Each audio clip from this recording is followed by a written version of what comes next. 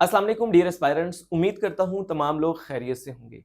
PPSC ने assistant superintendent jail और deputy superintendent jail की जो रेगुलर जॉब्स थी उनकी डेट शीट अनाउंस कर दी है और साथ में उसका सिलेबस भी आपको क्लियरली बता दिया है, क्योंकि बहुत सारे क्वेश्चंस थे स्टूडेंट्स को सिलेबस को लेके। तो अभी 13 दिसंबर को जो है ना आपका टेस्ट होने जा रहा है जी।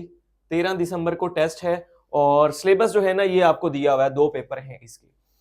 अच्छा, सबसे पहले तो यहाँ पे चलने से पहले थोड़ी सी मोटिवेशन की बात हो जाए, क्योंकि बहुत सारे लोग ऐसे हैं जो कि अपना बिल्कुल ही दिल हार के बैठे हैं कि इस पोस्ट पे अप्लाई तो किया था लेकिन आगे जो है ना उसको परसू नहीं किया।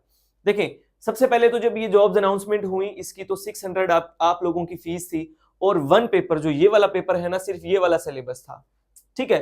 तो और फीस कितनी थी? 600 थी। फिर क्या हुआ जी, दरमियान में ये हुआ कि पीपीएससी ने कहा कि हमने जो है ना इसके एक से ज्यादा पेपर लेने हैं और जिस पे भी पीपीएससी एक से ज्यादा पेपर कंडक्ट करती है वहां पे जो फीस होती है वो 1000 रखती है, ठीक है जी। तो इसकी फीस भी पीपीएससी ने कितनी कर दी जी? 1000 कर दी। अब 600 जिन लोगों ने भरा हुआ था वो कितने लोग थे? अभी हम सिर्फ बात करेंगे एएसजे की, ठीक है जी। एएसजे की बात कर रहे हैं। तो जिन लोगों ने 600 भरा हुआ था वो कितने लोग थे जी? वो थे तकरीबन 17,000, ठीक है। फिर जब उन्होंने कहा कि 400 और भरे तो अब इन 17,000 में से भी लोग भाग गए। मतलब मोस्टली लोगों ने तो खैर पे की, लेकिन बहुत सारे लोग ऐसे थे जिन्होंने वो 400 भी पे नहीं किया, यानी कि वो इन एलिजिबल हो गए। अगली चीज मैंने आपको बताया था, जब आप लोग अप्लाई कर रहे थे तो बहुत सारे स्टूडेंट्स ऐसे थे जिन्होंने अप्लाई कर दिया था और मेडिकल सर्टिफिकेट नहीं बनवाया, उन्होंने कहा हम बाद में बनवा लेंगे। तो पीपीएससी अपने रूल्स के मामले में बड़ा स्ट्रिक्ट है, तो वो वाले लोग भी इन एलिजिबल हैं। अब इन सबको निकाल के जो है ना जो तादाद है आपकी वो कम रह जाएगी। फिर आपकी हाइट उन्होंने इतनी रिक्वायर की हुई है, आपका चेस्ट रिक्वायर किया हुआ है उन्होंने जनाब 6x6 विदाउट ग्लासेस उन्होंने रिक्वायर की हुई है। तो इतनी सारी चीजें हैं जो कि निकालने के बाद कंपटीशन आपका कम रह जाता है। तो इसलिए आप तमाम लोगों को ये पेपर देना चाहिए। और अगली मोटिवेशन ये है कि जिस तरह सर्विस कोटे का जो पेपर था ना वो जरा डिफिकल्ट लग रहा था, यहाँ पे क्या किया उन्होंने, सिलेबस को भी आसान कर दिया है। अब ये जो सिलेबस है ना ये दोनों पोस्ट का है। कौन सी दोनों जी? एक जो 16 स्केल की थी आपकी उसका भी है ये, ठीक है, और जो 17 वाली थी उसका भी है, यानी कि एएसजे और डीएसजे दोनों का ये सेम सिलेबस है आपका, ठीक है। अब सिलेबस को हम देख लेते हैं। 13 को जो है ना पीपीएससी ने अपलोड कर दिया, इसकी स्लिप्स भी आ गई हैं, अपनी वेबसाइट पे चेक कर सकते हैं जिसने अप्लाई किया था। तो पहला पेपर जो है ना वो 13 को सुबह में लेंगे वो, ठीक है। रिपोर्टिंग टाइम आपका 9:30 मॉर्निंग सेशन, ठीक है। तो 10 बजे अटेंडेंस होगी और फिर आपका मेरा ख्याल 10:30 तक पेपर जब भी स्टार्ट होगा 10 बजे तक आप लोग अपने अपने सेंटर्स पे पहुंच जाएंगे।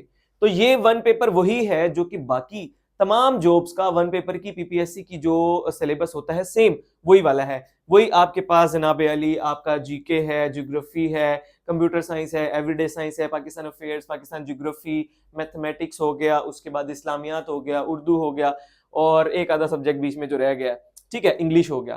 तो ये वही सब्जेक्ट है आपका, 100 मार्क्स का आपका पेपर होना है। अच्छा, अब पीपीएससी का क्या क्राइटेरिया है? पीपीएससी का क्राइटेरिया ये होता है कि आपने हर पेपर के अंदर मिनिमम जो है ना वो 40% मार्क्स लेने होते हैं, ठीक है जी। हर पेपर में मिनिमम 40% मार्क्स लेने हैं आपने। तो अब अगर आपका इन दोनों में से किसी में भी 40 से कम अगर आए तो आप वहां पे डिस्क्वालीफाई हो जाएंगे, ठीक है। तो इसलिए आपने दोनों पेपर की ही तैयारी करनी है। अब दूसरी बात यह, अभी मैं वीडियो बना रहा हूं, आज से 5 दिन आपके पेपर में रह जाएंगे, तो क्या 5 दिन में ये तैयार किया जा सकता है? तो बिल्कुल बिल्कुल बिल्कुल, इसको 5 दिन क्या, ये आप सिर्फ और सिर्फ 1 डे के अंदर भी प्रिपेयर कर सकते हैं। सिर्फ और सिर्फ 1 दिन आपको लगेगा इसको तैयार करने में। अब मैं इतना श्योर हो कि कैसे कह रहा हूं जी 1 दिन लगेगा, क्योंकि यहां पे सिलेबस में देखें आपके पास क्या कुछ दिया हुआ है उसने। देखें सिलेबस में उसने दिया है आपको, नंबर 1 पे है प्रिजन एक्ट 1894 का। इसके जो टोटल है ना वो है 62 सेक्शंस हैं, ठीक है जी। सेक्शन 62 हैं, लेकिन जो आपने ईसीपी एक्ट पढ़ा या कॉन्स्टिट्यूशन वाले या बाकी लंबे लंबे पढ़े उनकी तरह नहीं है, बड़े छोटे छोटे से इसके सेक्शंस हैं, ठीक है जी। तो नंबर 1 ये हो गया। नंबर 2 पे आपके पास है जी जुवेनाइल जस्टिस सिस्टम का 2018 का।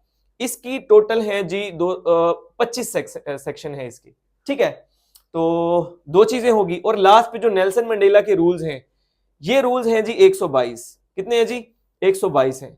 अब ये एक दिन में कैसे हो सकते हैं, थोड़ा सा मैं आपकी वो माइंड मैपिंग भी कर दूं, ताकि आपको पता तो चल जाए ना कि जो चीज आपने करनी है वो कितनी आसान है या कितनी मुश्किल है। देखें, हमने अभी कॉन्स्टिट्यूशन पढ़ा रिसेंटली, ईसीपी वालों ने, जिन लोगों ने भी अप्लाई किया हुआ था या जिन लोगों ने पीरा में अप्लाई किया हुआ था एसडीओ के लिए, उन्होंने कॉन्स्टिट्यूशन पढ़ा। आप लोगों ने फंडामेंटल राइट्स पढ़े कुछ, तो उससे मिलते जुलते राइट्स जो है ना, तो वो राइट्स जो ये प्रिजनर्स होते हैं तो इनको भी दिए गए हैं। ठीक है, तो वो रूल्स की फॉर्म में जनाब नेल्सन मंडेला साहब ने दे दिए। किस तरह? फॉर एग्जाम्पल मैं आपको बताता हूँ क्या क्या रूल्स होंगे। वो जनाब अली ये रूल्स होंगे कि जो कैदी है उसको जेल में किस तरह रखना है, उसके साथ कैसा बर्ताव करना है, उसको खाना कैसा देना है, उसकी रिहाइश कैसी होनी चाहिए, उसको आया किताबें देनी चाहिए पढ़ने के लिए या नहीं देनी चाहिए, अगर देनी चाहिए तो कैसी होनी चाहिए, उसका बाहर के लोगों से जो ताल्लुक है वो किस तरह रखना चाहिए, आया कि अगर कोई क्या बोलते हैं प्रिजनर जो है, कैदी है, अगर वो बीमार है, उसको हेल्थ इशू है, उसके साथ फिर कैसा बिहेव करना है, अगर वो दिमागी तौर पे ही ठीक नहीं है फिर उसको कैसा बिहेव करना है। ठीक है, तो इस तरह की चीजें हैं, आम चीजें हैं बिल्कुल ये जो ये रूल्स में है ना। और इसको वो वाला रट्टा भी मेरा ख्याल तो नहीं लगाना, इतना स्ट्रिक्ट पेपर तो पीपीएससी नहीं बनाएगा कि वो रूल नंबर दे दे। रूल नंबर तो वो नहीं देगा आपको, तो यहाँ पे सिंपली वो पूछ लेगा। ठीक है, यहाँ पे वो आपको नंबर दे सकता है, सेक्शन के यहाँ पे नंबर दे सकता है, लेकिन यहाँ पे ये सिंपली जैसे आप कोई ऐसे पढ़ रहे होते हैं या किसी चीज के बारे में मालूमात हासिल कर रहे होते हैं ना, ये उस तरह का है। तो ये बड़ा आसान है, आसान अल्फाज में ये है। तो देखें, ये है 62 वाला। तो अब वो लोग जो कहते हैं नहीं जी अभी भी हमारे लिए मुश्किल है, मैं उनकी बात कर रहा हूं।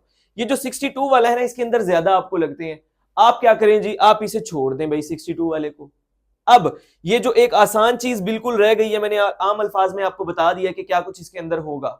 और दूसरे ये 25 सेक्शंस, ये तो आप कर ही सकते हैं ना, तो इन दोनों को आप कर लें। अगर आप ये दो कर लेते हैं, आपका पेपर तो फिर भी पास हो जाता है। ठीक है, यहां पे आप अच्छा से स्कोर कर लें।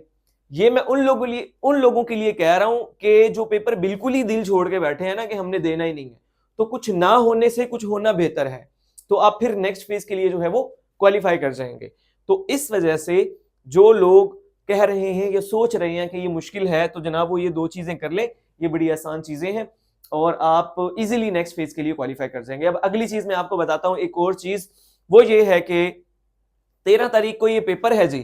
ठीक है, कब है जी? ये 13 को है।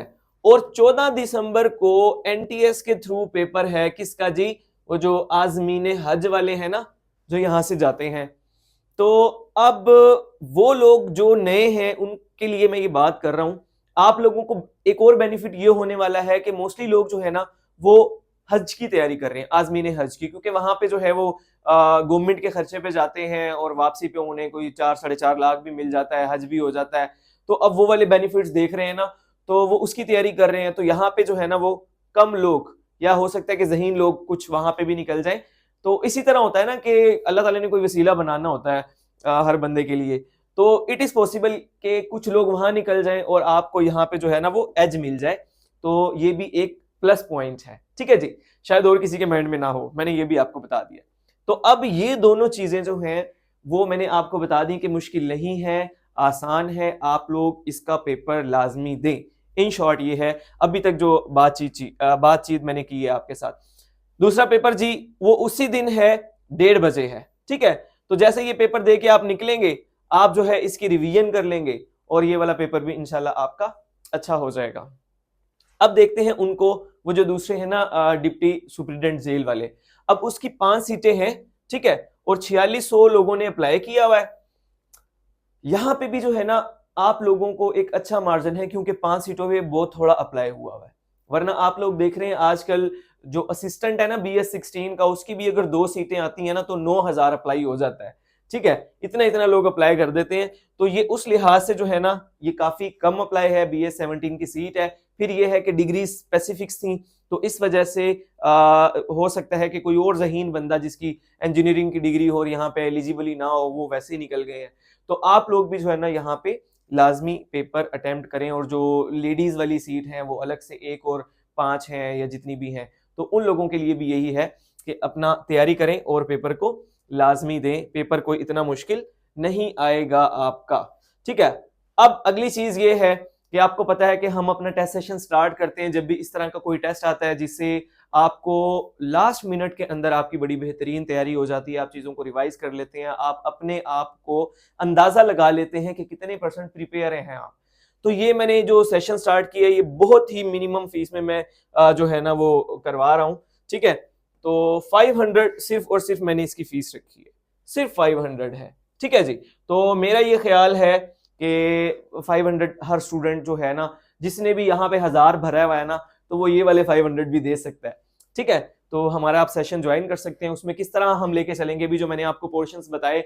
ठीक है, ये वाला जो जीके वाला है ना, ये तो आपने तैयार करना है पास पेपर से, क्योंकि 5 दिन है ना, मैंने इसका कोई आपको सेशन करवा सकता हूं और ना उस लिहाज से आपको कोई मैं नोट्स प्रोवाइड कर सकता हूं। पास पेपर जिन लोगों ने पढ़े हुए हैं, जितने पढ़े हुए हैं, उन्हीं को दोबारा से रट्टा लगाएं और ये पेपर आपका उस तरह निकल जाएगा।